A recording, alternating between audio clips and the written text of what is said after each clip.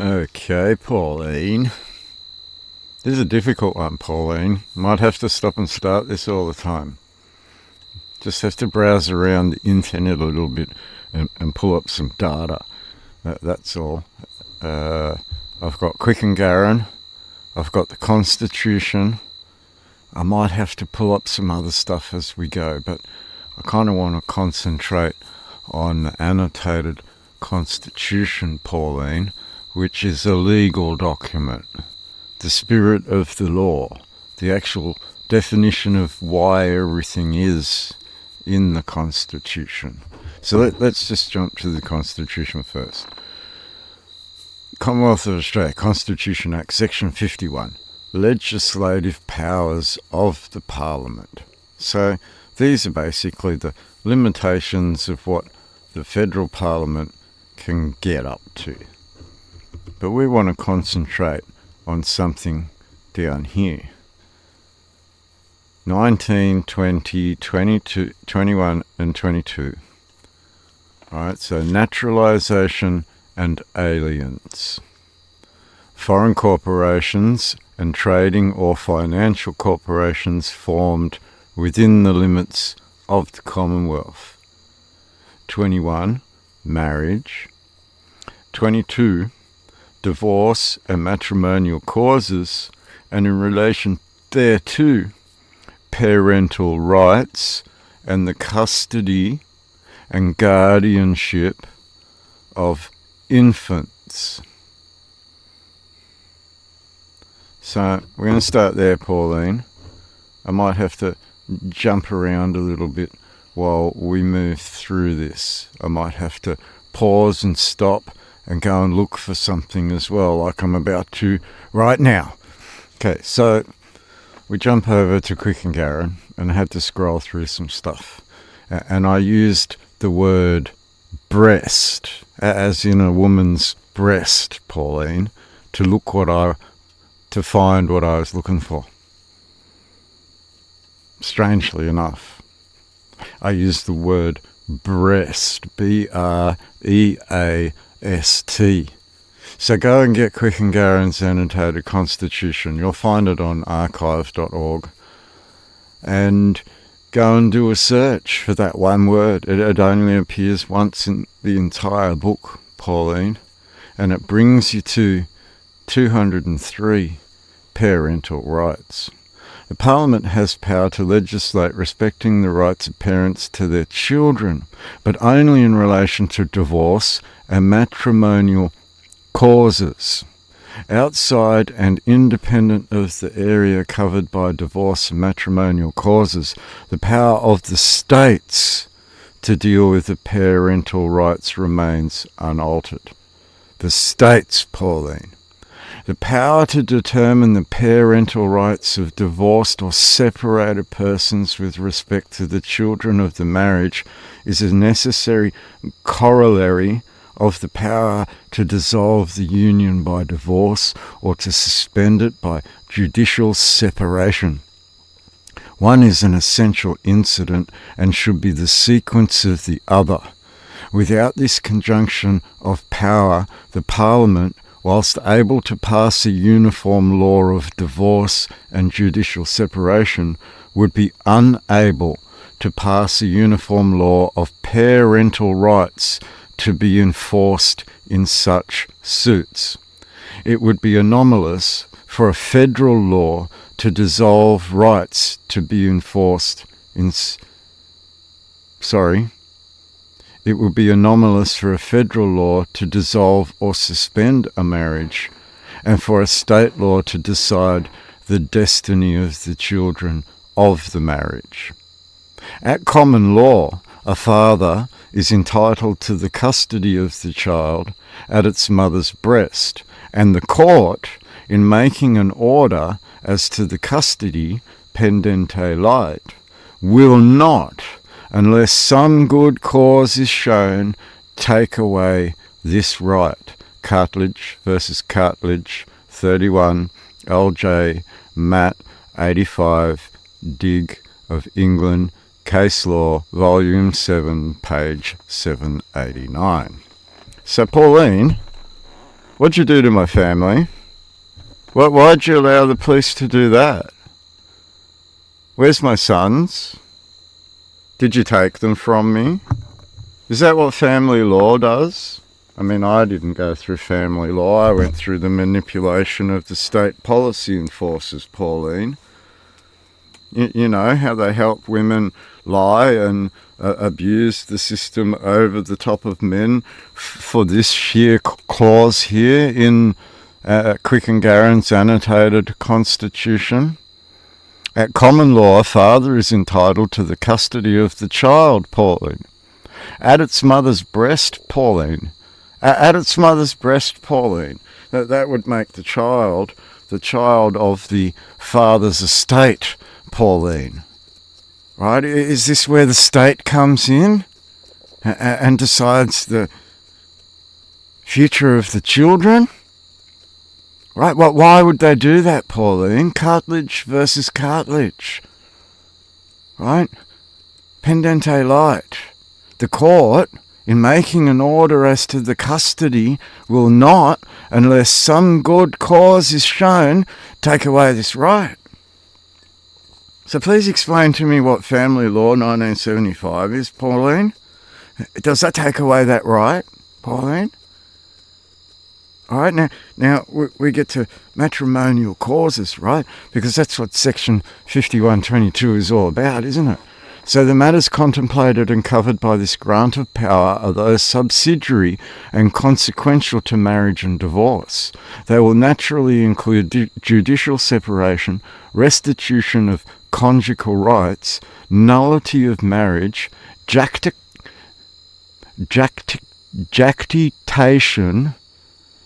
damages against an adulterer, and probably maintenance of wives and children and marriage settlements. So there's a word there, Pauline, we don't all understand. Jactitation. Let's just pause for a second and go and look that up. Right, so we Googled that. And it has two definitions, Pauline. It has an archaic definition in relation to the family. Okay, and by archaic, it's not that archaic. The little graph there says 1900. Okay, and then the modern form is for medicine. The restless tossing of the body in illness. But jactication of marriage, false declaration that one is married to a specified person. So it's a false declaration of marriage. Right? So they will naturally include judicial separation, restitution of conjugal rights, nullity of marriage, jactitation, damages against an adulterer, and probably maintenance of wives and children and marriage settlements. Okay, so what would maintenance be in this respect, Pauline? To define the word maintenance here. Because above, we scroll up just one page, 201, divorce. Okay, divorce is the termination and dissolution of the marriage relation by process of law for cause assigned. Among these causes are generally recognised as such acts as omissions as are inconsistent or incompatible with or in violation of the marriage state, such as adultery, cruelty and desertion. Causes less generally recognised are the perpetration of crimes leading to imprisonment for a lengthened period and persistence in habits that disqualify for the marriage state, such as habitual drunkenness and the neglect of matrimonial obligations. What are matrimonial obligations, Pauline? Do we support any of this stuff in society today, Pauline? Like this is a very limited divorce structure, that wouldn't allow a woman to just divorce someone willy-nilly. Right? By the old instructions to the colonial governors still in use in the Australian colonies at the establishment of the Commonwealth, a governor was required not to assent to any bill for the divorce of persons joined together in holy matrimony unless such bill contained a clause suspending its operation until the royal pleasure thereon was signified, otherwise they must be reserved. The royal assent to such reserved bills has been frequently refused. This is in relation to people's divorce, Pauline, and the way we treat the family, Pauline. Right? So this kind of relative to how we treat children, Pauline.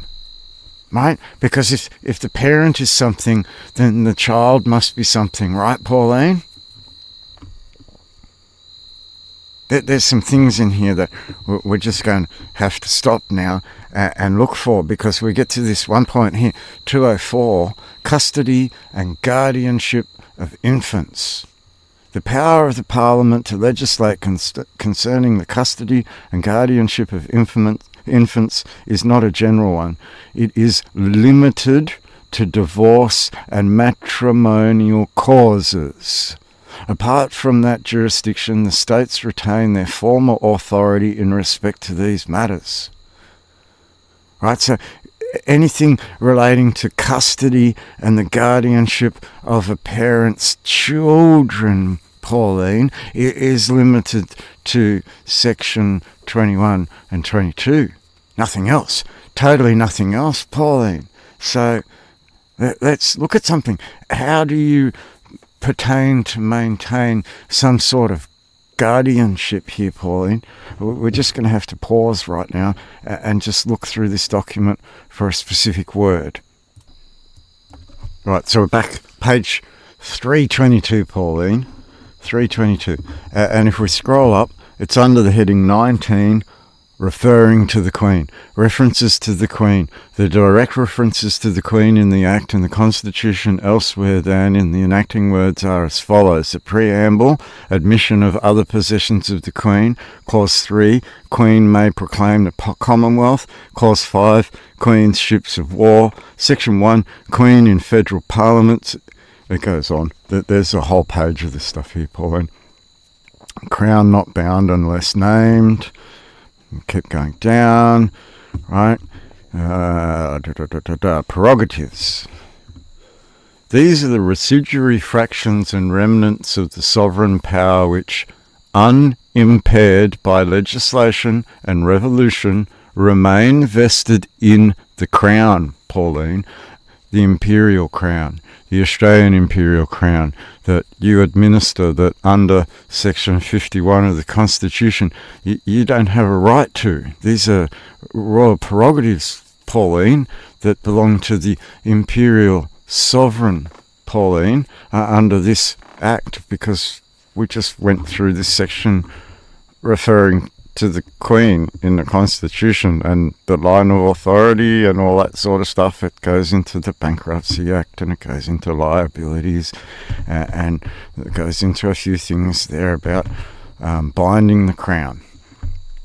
Okay, so we get to this remnants of the sovereign power which are unimpaired by legislation and revolution remain vested in the Crown. They are the products and survivals of the common law and are not the creatures of statutes, Pauline. Not the creatures of statutes, Pauline. Statute law tends gradually to invade and diminish the domain of prerogatives. Among the examples of prerogatives, the following may be enumerated. 1. Exercise of the ordinary executive authority by the Imperial Crown through Ministers of State. Crimes Act 1900, New South Wales, Pauline. Subject to certain legal and customary restraints such as the control of the House of Commons by virtue of its power to refuse supplies. Dissolution and prorogation of Parliament. The administration of justice in the name of the Crown through judges and council appointed by the Imperial Crown, Pauline.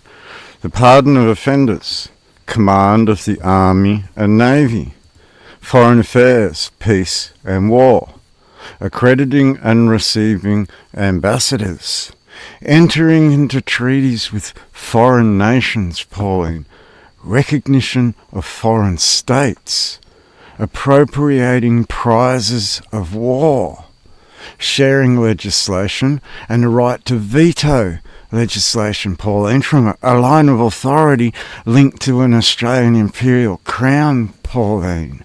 Allegiance, right to the crown, to the allegiance and service of its subjects. Ecclesiastical authority with respect to the Church of England, which we know has been since changed, Pauline. Control over titles, honours, precedence, franchises, etc., coining money, superintendence over infants, lunatics and idiots, Pauline. Superintendence over infants, lunatics and idiots, Pauline. Special remedies against the subjects such as intrusion, quo warranto, distress, etiate, extent. Lordship of the soil, Pauline. Lordship of the soil. I think that was defined on the Supreme Court record as being the curial right, Pauline.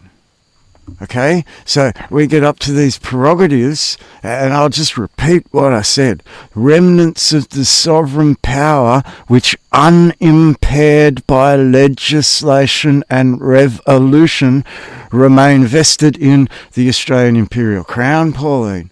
Not the St Edward's Crown, the Australian Imperial Crown by way of the Constitution Act, Pauline, and the line of authority issued by Anzac and the changes that happened in our history, Pauline, before St Edward's Crown even arrived. So it's heirs and successors. Well, who has the remnants of the sovereign power unimpaired by legislation and revolution as defined by Justice Lonergan? That's a strange one to kind of put on you, Pauline, but, right, command of the army and navy, and you want to put the army into little tin cans out in the ocean when they should be on the land here defending all those cities and towns for their sovereign. But they're not, are they? What sovereign are they defending here, Pauline, out on their little tin cans in the ocean? Okay, so we get to this word. 14. Control over titles, honours, precedence, franchises, etc., coining money, superintendence over infants, lunatics and idiots. Lunatics and idiots. Now, an idiot can't be an idiot unless he's defined an idiot by a jury of his peers at English law. But this means that at least 12 men must get together and define someone to be an idiot. We went through an infant because that comes under 51(22) of the Constitution Act, Pauline, or Constitution, Clause 9 of the Constitution Act. But what's a lunatic?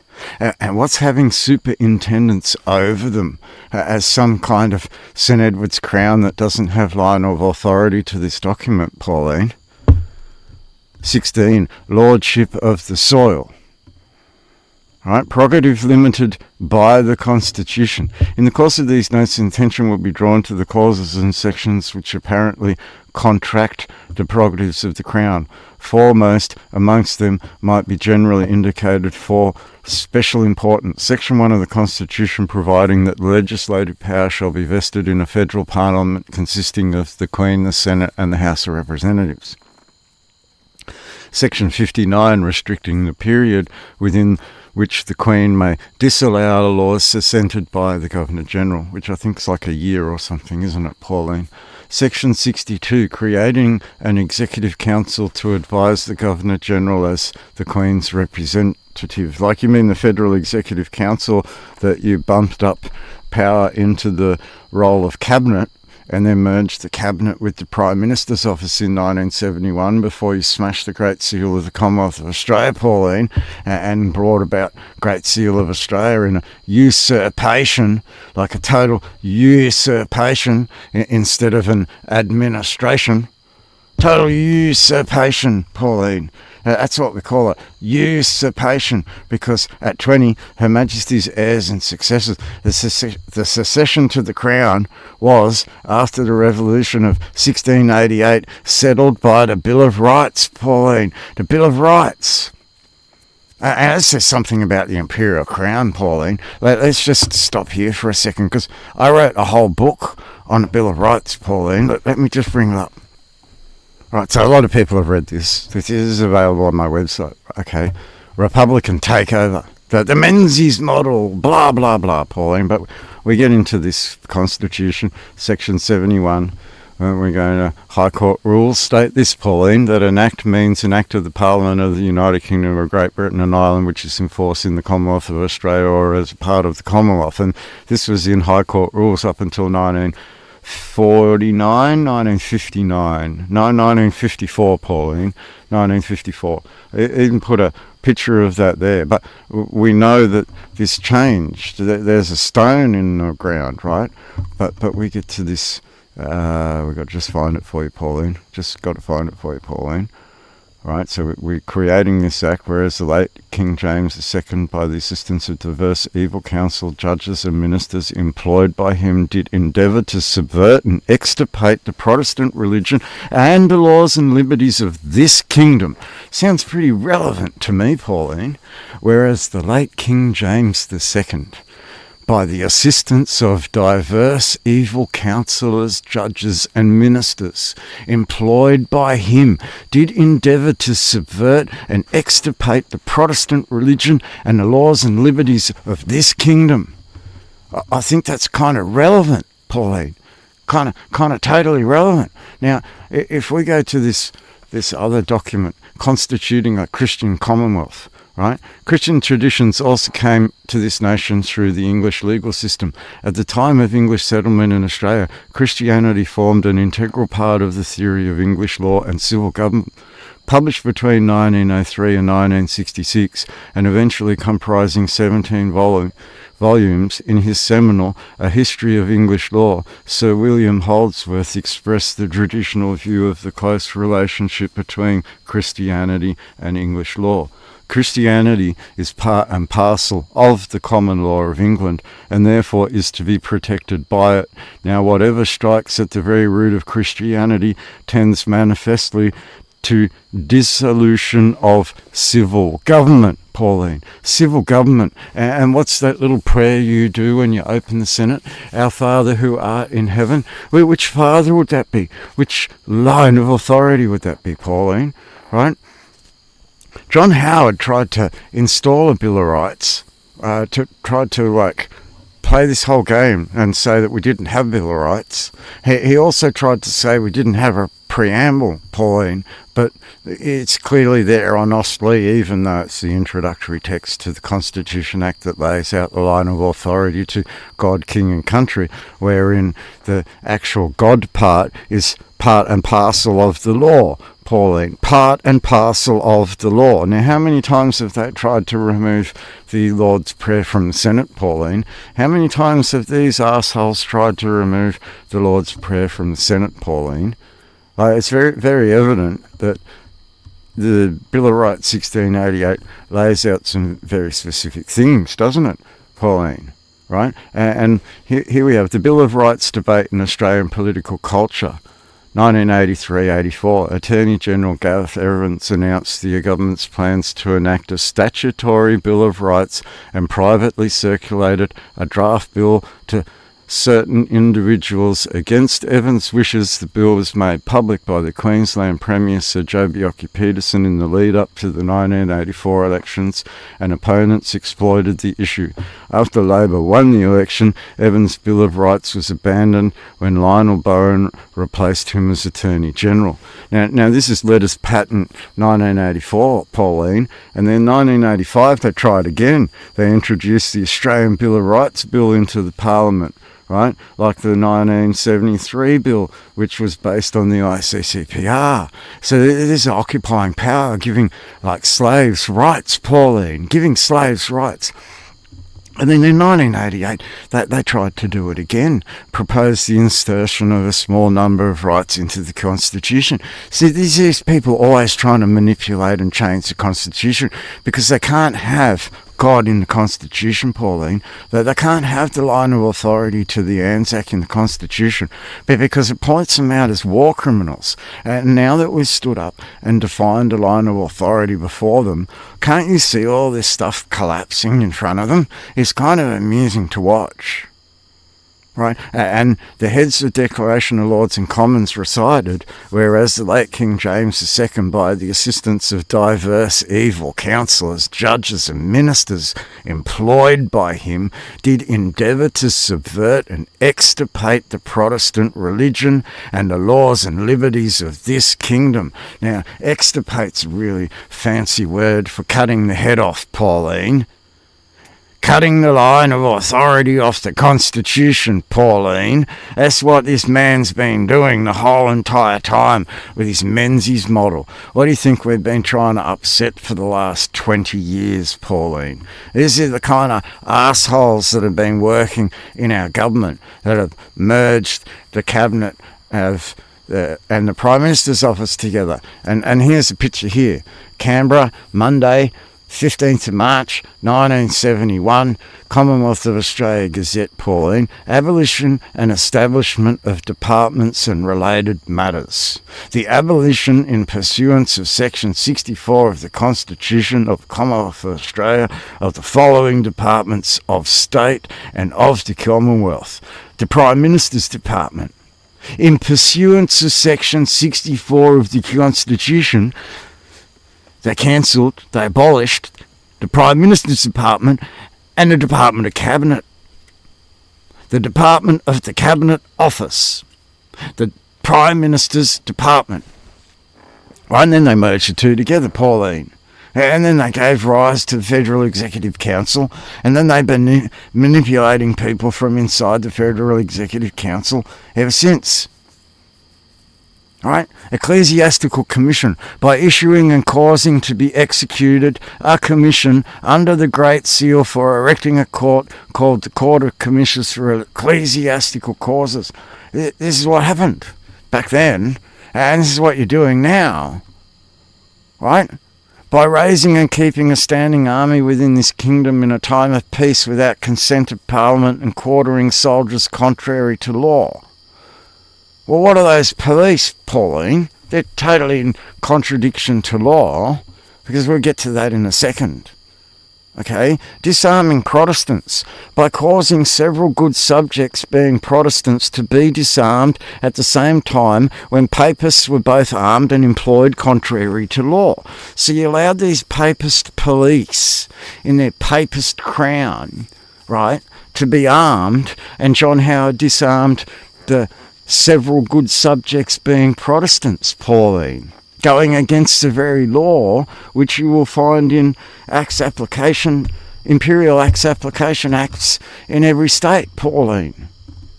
So you're the ones breaking the law by disarming all the good Protestants in the realm, Pauline.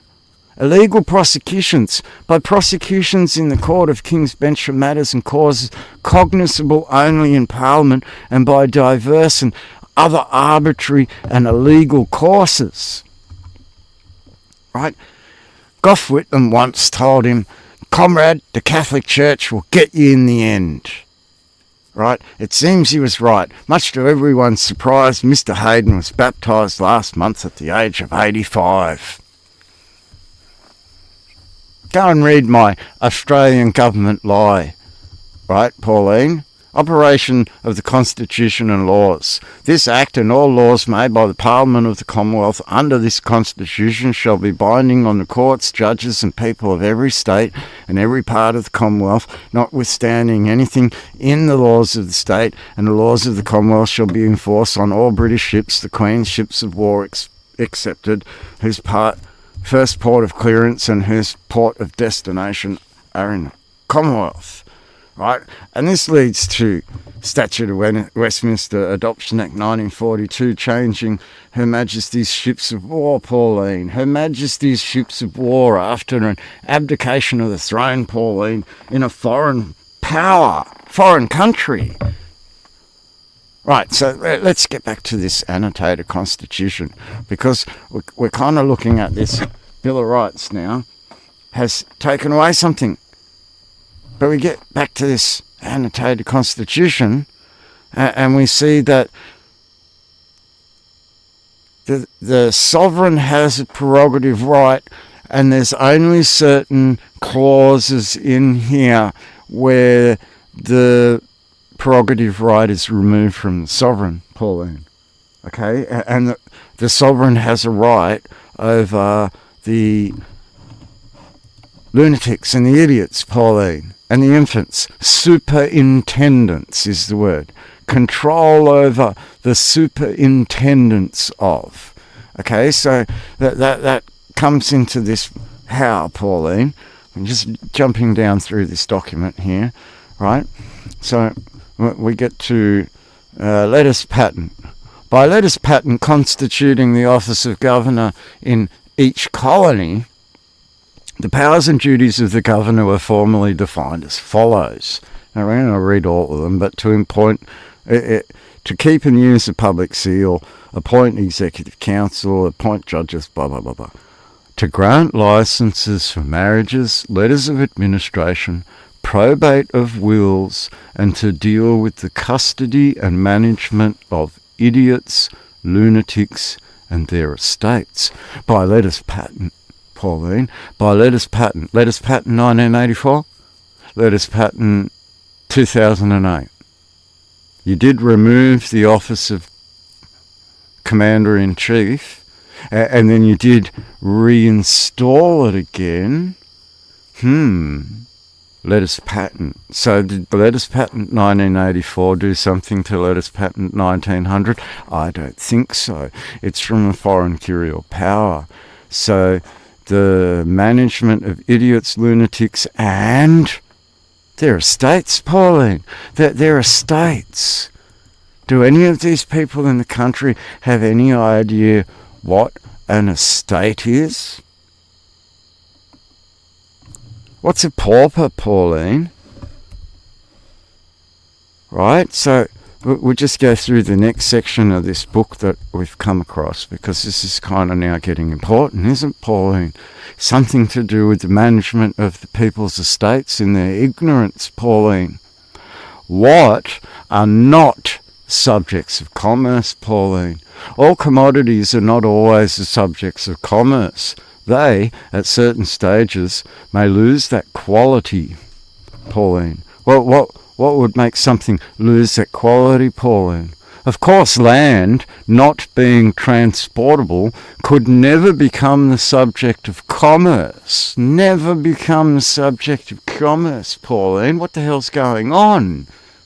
At the same time, certain things, though capable of being transported and exchanged, do not come within the true definition of commerce. Thus meat at one time may be a fit article of commerce. If it becomes putrid, it ceases to be merchantable. It loses its commercial quality and passes beyond the domain of commercial power. Obscene books and noxious drugs, though capable of being exchanged, are not subjects of commerce. Indecent publications and articles may be excluded from federal mails by federal authority, and their transportation may be forbidden either by federal or state authority. The maxim is that there can be no commerce in disease, pestilence, crime, pauperism, and immorality. Passengers, goods, or animals infected with disease, and passengers who are known to be criminals, paupers, idiots, lunatics, or persons likely to become a public charge on a state are not subjects of commerce. Hence they may be excluded from a state by state legislation in the exercise of its reserved police power. See Authorities Collected, Prentice and Egan, Commerce Clause, page 56. As a further illustration, it may be mentioned that a corpse is not property and is not capable of being a legitimate subject of commerce. Banks and insurance companies are not commercial institutions. I'll repeat that. Banks and insurance companies are not commercial institutions.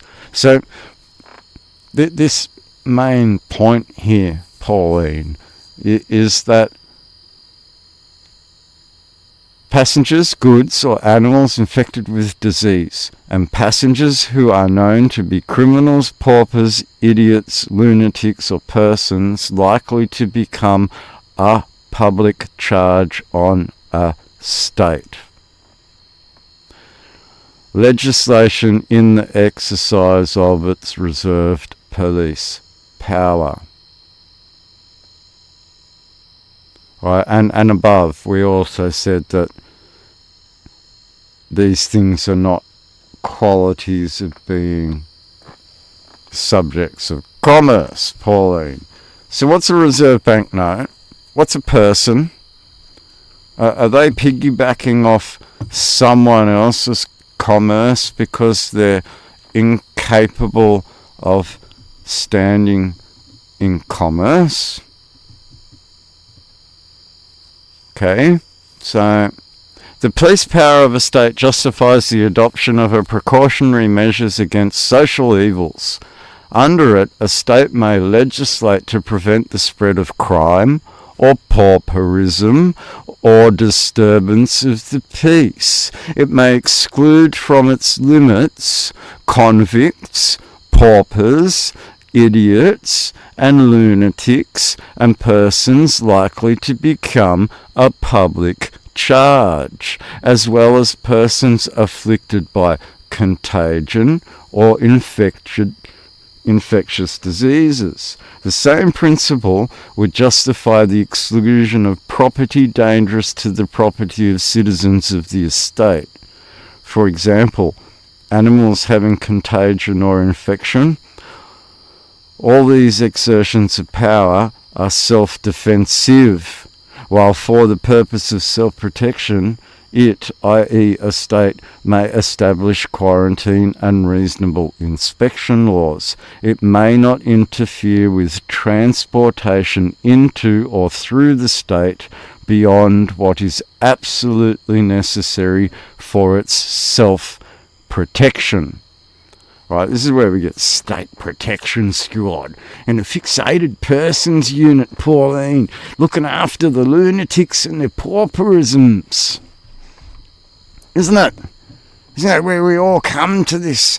You're a pauper and mum gave you to the state, and now the state's some obligation to kind of like look after you?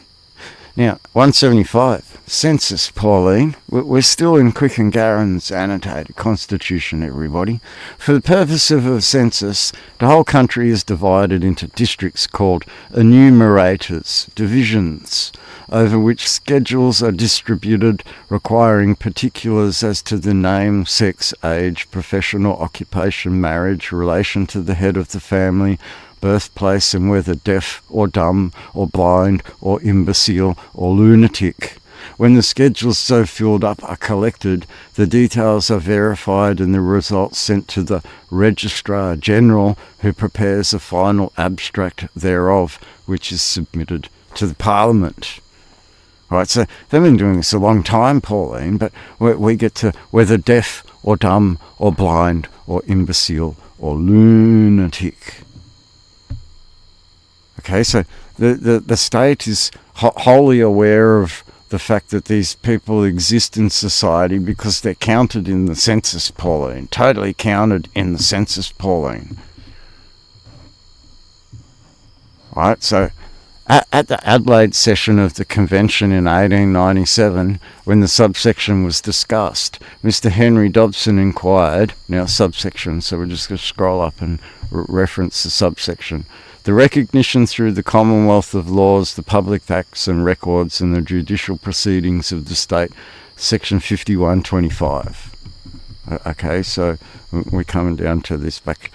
Whether under it the courts or the other colonies would take cognizance of the appointment of a receiver or trustee of lunacy or curator of intestate estates, so that upon the registration of the document making the appointment, assets and lands in different colonies can be administered. Does he mean the 6 colonies that became states, or does he mean the British Empire? I want to know whether under this section we can have some such machinery as that under the probate acts, the probate court, Pauline. This is where dead people go, isn't it? I'm not dead. Monty Python, but I'm not dead. Where probate granted in one colony is sealed in another colony, whereby the will is practically proved in another colony, so that estates of an intestate or lunatic may be administered under the one authority.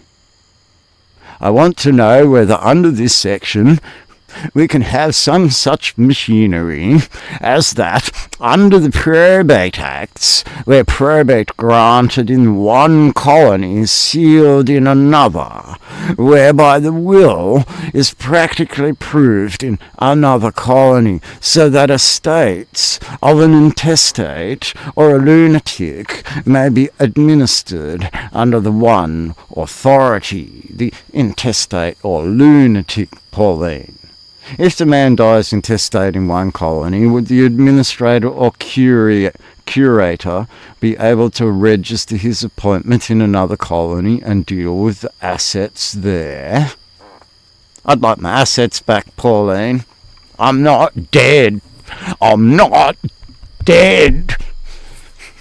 I found God, Pauline. I found an anchor with Christ. I'm not dead. I'm not lost at those holy seas anymore. So we're going to have to stop now, Pauline, because Sesta QV. So, Sesta QV Act 1707, Pauline. An act for more effectual discovery of the death of persons pretended to be alive. The death of persons pretended to be alive. How the hell does that work, Pauline? To the prejudice of those who claim estates after their death. Someone imitating and coming along and taking their estates, Pauline. Like some foreign St. Edward's crown who thinks it has a right to all these people's estates, Pauline. Because they all lost at Holy See, Pauline. And then the state got caught out. Reasoning for passing this act, reversions, etc. Reversions, Pauline, from those guardians and trustees, Pauline. Expectant on determination of life estate upon affidavit or belief of death of infant or other tenant for life as herein mentioned, and that such death is concealed by guardian and may yearly move for and obtain in an order in chancery for the production of such tenant for life, and upon refusal to produce such tenant for life taken to be dead. Well, I'd like you to prove, Pauline. I'd like you to prove it. Whereas diverse persons as guardians and trustees for infants and husbands in right of their wives and other persons having estates or interests determinable upon a life or lives having continued, well, I'm alive, Pauline, to receive the rents and profits of such lands after the termination of their said particular estates or interests, and whereas the proof of the death of the persons on whose lives such particular estates or interests depended is very difficult, and several persons have been and may be therefore thereby defrauded For remedy whereof, and for preventing such fraudulent practices, any person or persons who hath or shall have any claim or demand in or to any remainder in reversion or expectancy in or to any estate after the death of any person within the age married woman or any other person whatsoever upon affidavit made in the High Court or Chancery by the person so claiming such estate of his or her title, and that he or she hath cause to believe that such minor married... it's such tidy writing, Pauline. I'm having struggles here. And other persons is dead, and that his or her death is concealed by such guardian.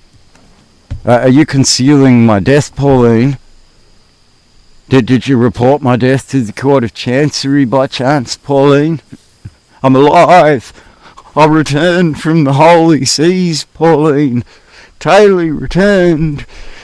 Right? And may once a year, if the person agrees, shall think fit, move the Lord Chancellor, Keeper, or Commissions for the custody of the Great Seal for the time being in order, such guardian, trustee, husband, or other person concealing or suspected to conceal such person at such time and place as the said court shall direct on personal or other due service, such order to produce and show such person and persons not exceeding two as shall in such order be named by the party or parties prosecuting such a blah blah blah blah blah blah blah blah. All we have to do is go and look at Justice Lonergan, right? If such infant tenant for life appear to be in some place beyond sea, party prosecuting such order may send over to view such infant, and if guardian will not produce such tenant for life, then he or she is to be taken as dead. Well, I'm not dead, Pauline. I'm here. I'm here. I'm alive, Pauline. I returned. I totally returned from those holy seas, Pauline. Guardians and trustees, etc., holding over without consent of remainder man and deemed trespassers and damages. And every person who is a guardian or trustee for any infant, and every husband seized in right of his wife only, and every other person having an estate determinable upon any life or lives, who after the determination of such particular estates or interests, without the express consent of him or them who are or shall be next and immediately entitled upon, and after the determination of such particular estates or interests, shall hold over and continue in possession of any manors, messuages, lands, tenements, and hereditaments, and shall be and are hereby adjudged to be trespassers, and that every person and persons his, her, and their executors and administrators who are or shall be entitled to any such manors, messuages, lands, tenements, and hereditaments upon or after the determination of such particular estates or interests shall and may recover in damages against every such person or persons so holding over as aforesaid, and against his heir of their executors or administrators, the full value of the profits received during such wrongful possession as aforesaid. So how much money did you make off my estate, Pauline? I'd like it all. I'd like all of it, Pauline. All of it. Right? This is where we come to, Pauline. Okay, this is the law. You've been using my estate in my absence, thinking that I've been lost at Holy See or dead, and I'm not dead, and I'm not lost at Holy See, and I returneth with thy holy ground anchored at thy shrine, and define such things down on the record as being a curial right, Pauline. So we get to those prerogatives, Pauline. So we jump back over to the annotated constitution-y thing where we were talking about those lunatics that might be lost at sea, Pauline, okay? And we get to this last point. Police powers affecting commerce, Pauline. Police powers affecting commerce. This is where they're not allowed to touch people, Pauline, unless aforementioned within the rightful protection of the state, Pauline, and then they've got to prove that any subject of the crown was actually attempting to attack the state in any way, shape or form. And that's where we come to Matthew Reason and his debacle creating a war crime while trying to protect the state, Pauline. This is what we call failed command, Pauline. Totally failed command. So police powers affecting commerce. The following laws passed by states have been held to be a proper exercise of their police powers, viz. A law excluding passengers, animals and goods infected with disease, passengers known to be convicted criminals, paupers, idiots, lunatics, and persons likely to become burdens on the state, held constitutional. Am I a burden on the state, Pauline? Or did I return from holy seas and recognise war criminals in the estate, Pauline? And did I recognise police from a foreign curial power rather than the state's police, Pauline? That's interesting thought, Pauline. A law forbidding the entrance into a state of cattle likely to communicate fever, unless carried in cars, subject to certain precautions.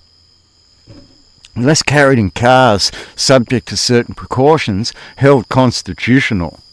A law for the protection of persons and property, regulating the introduction and transportation of nitroglycerin and other dangerous explosives, held constitutional. A law imposing a licence tax for the purpose of excluding an obscene paper, held constitutional. A law forbidding the transportation or exportation of diseased sheep, cattle, meats. A law forbidding the importation of goods tending to spread disease. A law excluding passengers, animals and goods infected with disease, passengers known to be convicted criminals, paupers, idiots, lunatics and persons likely to become burdens of the state. Held constitutional. And persons likely to become burdens on the state. Right, so we've got this thing, Pauline, where the police are seeing everyone as lunatics and paupers. And instead of having any positive towards the state, you treat the people like they're a burden on the state. And what did Frydenberg say when he put them in all that debt, Pauline? He said the age of entitlement was over. Remember? Entitlement. What are they entitled to, Pauline? Their estates that you've been stealing from.